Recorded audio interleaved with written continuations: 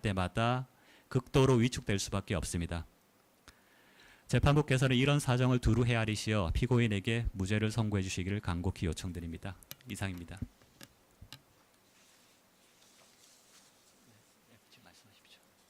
변호인들은 다 하신 건가요? 안 하시고요. 예, 다음 피고인 순서대로 최우진 씨를 듣겠습니다. 예, 일어나서 말씀해 주십시오.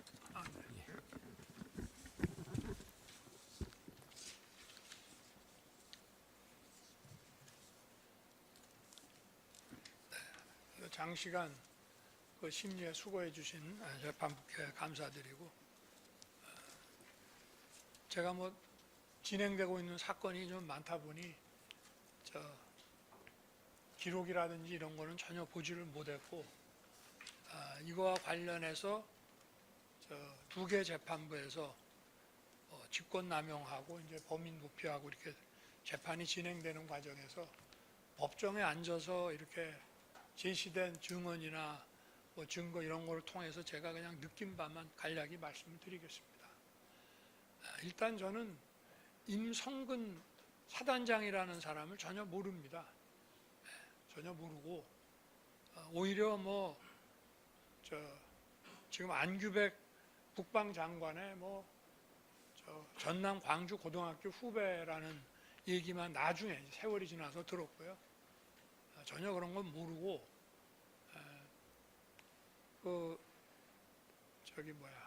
최상병 그 다른 사건에서 법정 증언에서도 나왔지만, 국군 통수권자로서 아마 그 국군 장병의 그 사망 사건에 대해서 저는 저만큼 관심 가지고 국가가 예우도 하고 또 재발 방지를 위해서 조치도 하고 이렇게 정말 저는 굉장히 신경을 많이 썼다고 자부를 합니다. 그렇기 때문에 저한테 그 최상병 사건의 경찰 이첩을 보고를 한 것입니다. 아마 다른 정권 같았으면 대통령이 좀 애도를 표현하는 것으로 그냥 끝내고 저한테 따로 보고를 아마 하지 않았을 것입니다. 그런데 저는 거기서 그 사단장부터 중사까지 사고가 나면 전부 이런 식으로 결과 책임져. 그러니까 사고가 나면 복불복인 겁니다. 그러니까 이런 식으로 일하지 말라고 수도 없이 얘기를 했는데 또 이렇게 올라오고 또 저한테 보고한 국방비서관한테 질문을 해보니 아무것도 파악을 못하고 왜 이렇게 됐는지를 모르니 제가 다들 있는 아침 회의 자리에서 장관에게 비밀리에 제가 사건을 어떻게 하라고 지시한 것이 아니라 다 있는 자리에서 제가 얘기를 한 것입니다. 대통령 경로설이라고 나오지만 제가 경로를 한 건지 좀 질책을 했는지는 모르겠습니다만은 그 정도로 세상에 비밀이 없습니다.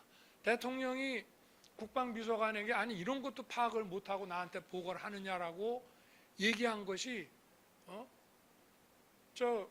국방비서관실에서는 대통령한테 혼나고 나니까 대통령 경로했다고 말이지. 이렇게 해서 그게 바깥으로 나가는 세상에 비밀리에 뭐를 하고 이런 걸 어떻게 하겠습니까? 이제 이 사건하고 연결이 되어 있기 때문에. 근데 어찌됐든 이 사건은 최상병의 그 안타까운 사망에 관련된 그 업무상 과실치사 사건은 어차피 법에 따라서 경찰이 또 나중에 검찰을 거쳐 민간 법원에서 정확하게 수사 재판을 할 것이고 또 장관의 지시를 위반했다는 그 사람에 대한 또 사건은 그거대로 처리가 될 것이고, 다만 저희 정부 들어오면서부터 수도 없는 선제 탄핵에 탄핵에 아니 저에 대해서 말이죠. 또 퇴진 집회며 하여튼 그런 게 거대 야당과 또 여러 가지 시민 단체들하고 어울려서 하다 보니까 법안이고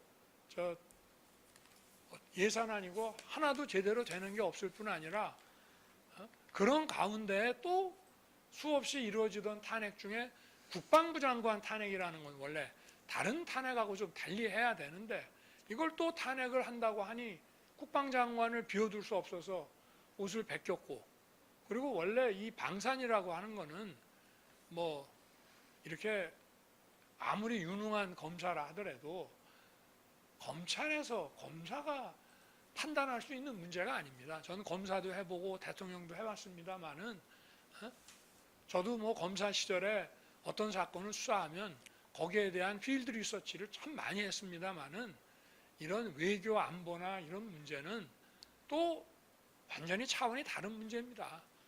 방산 수출은 원래 누가 하느냐? 대통령이 하는 겁니다. 그 다음에 누가 하느냐?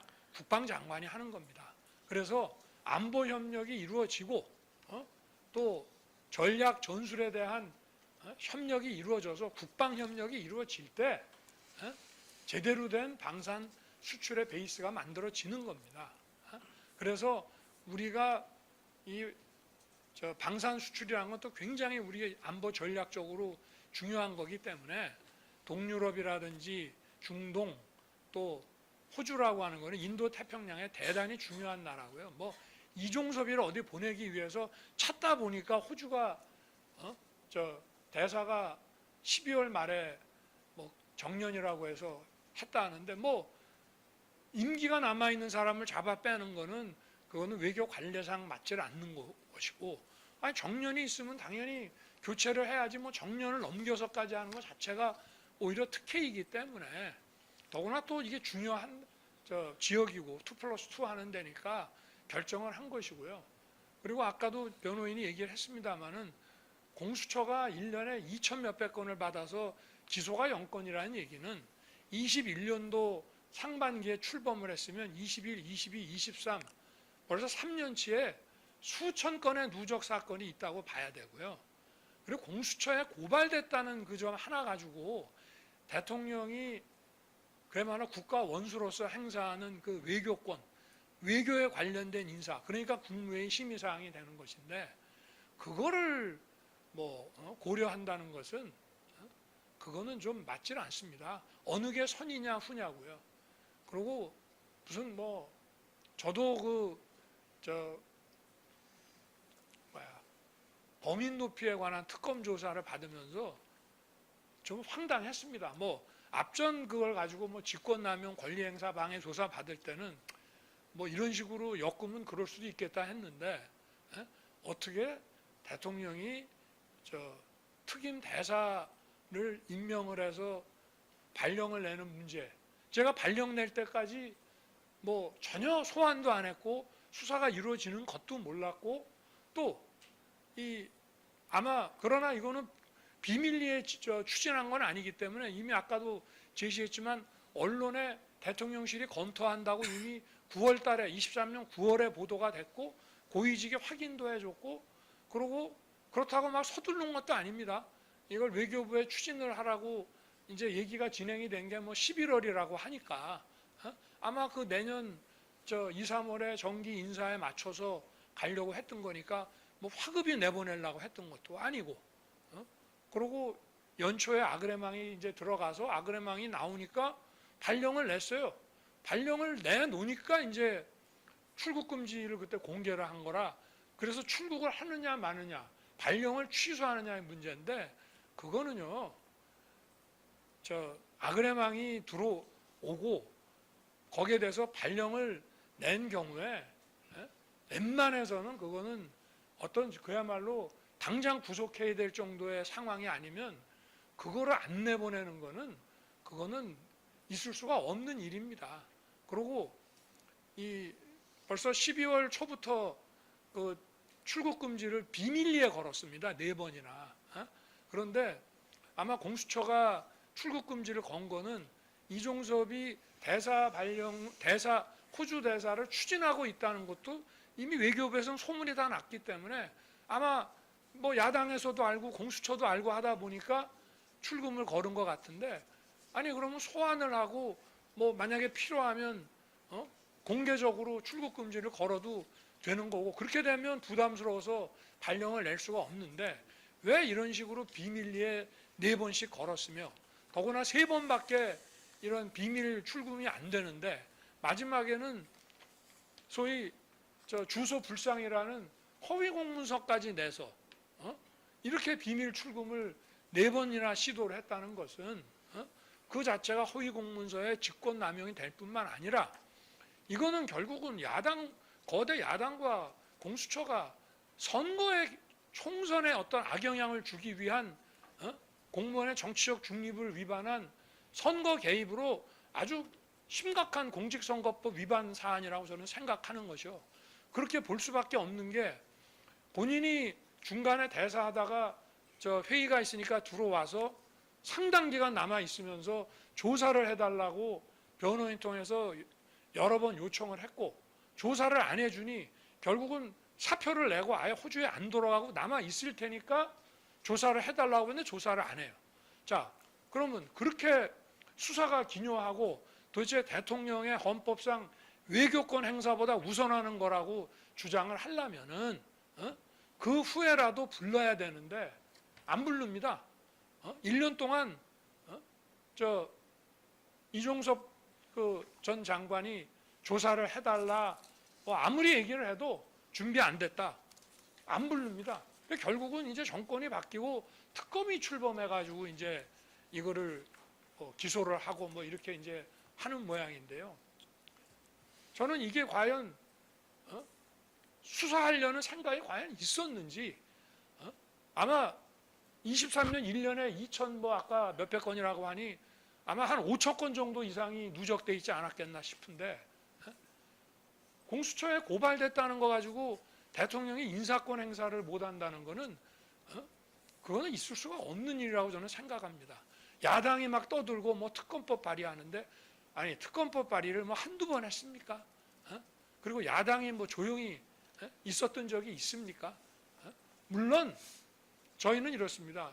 입을 틀어막거나 그런 건 아닙니다. 자유롭게 떠들고 대통령과 행정부가 일한 거에 대해서 마음대로 비판해라 이 말입니다. 그러나 비판이 있다고 해서 실제로 할 수 있는 것과 없는 것을 가려서 하면 되는 것이고 이종섭 장관은 이제 저는 뭐 개인적으로는 몰랐습니다만 인수위 때부터 들어와서 국방정책을 국정과제를 만들 때부터 시작을 해가지고 저희가 방위산업협력이라는 거를 안보협력 차원에서 같이 갔기 때문에 그 일을 정권 초기부터 저와 함께 설계하고 진행해온 사람입니다. 그래서 호주 굉장히 중요한 데입니다. 사실은 어떻게 보면 중동보다 더 중요한 데인데 중동은 사실은 비행기와 이런 것들을 팔아야 되는 데이기 때문에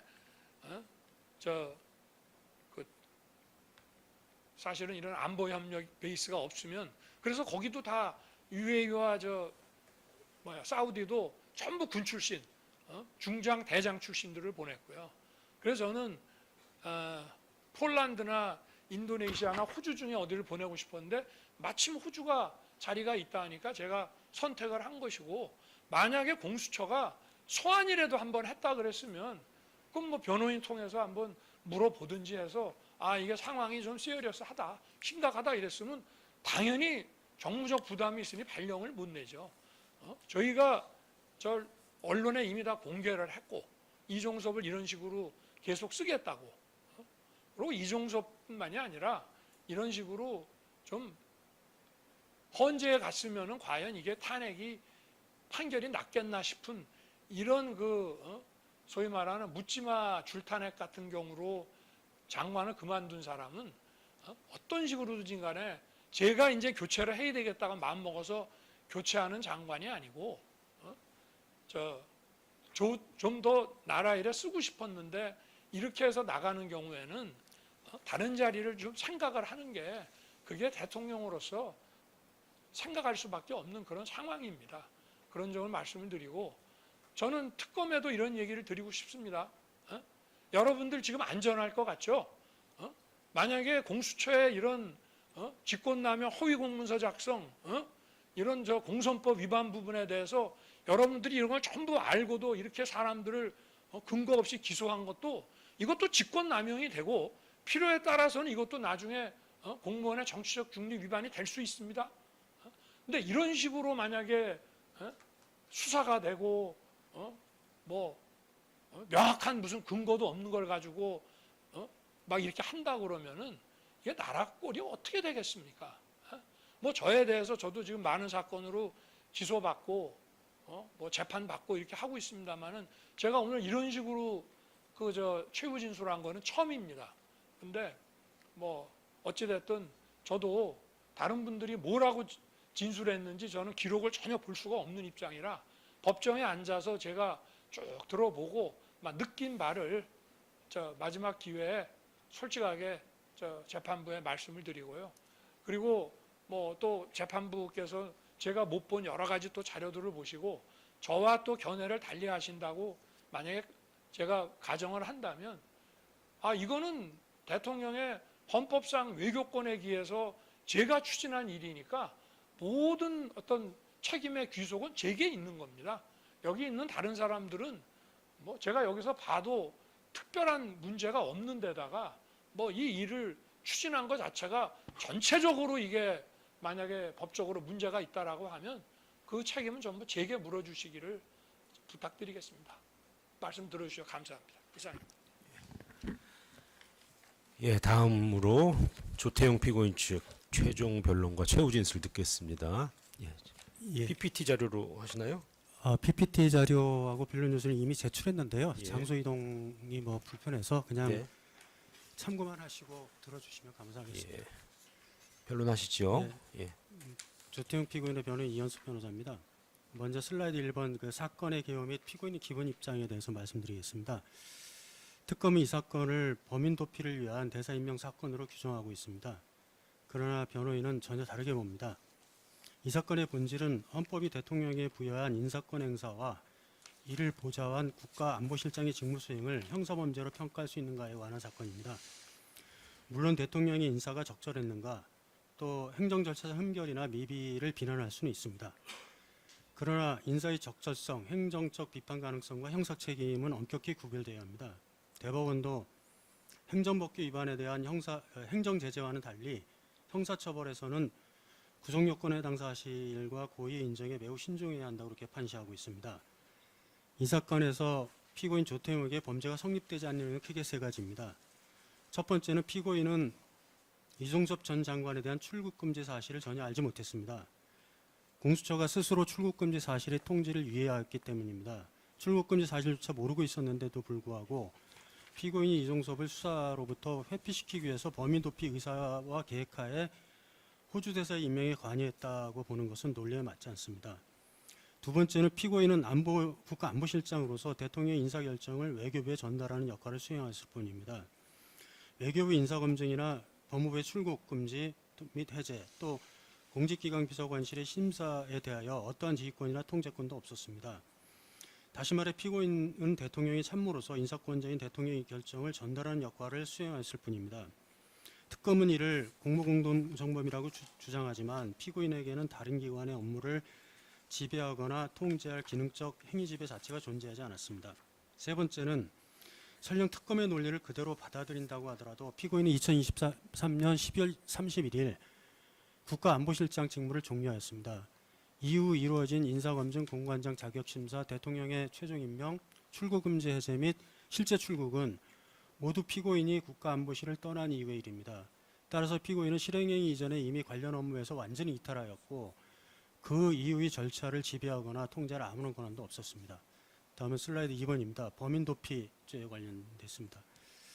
이 사건에서 특검이 가장 강조하고 있는 부분은 결국 하나입니다. 바로 수사를 받고 있는 사람을 호주 대사로 보냈으니 범인 도피다라고 주장하는 것입니다.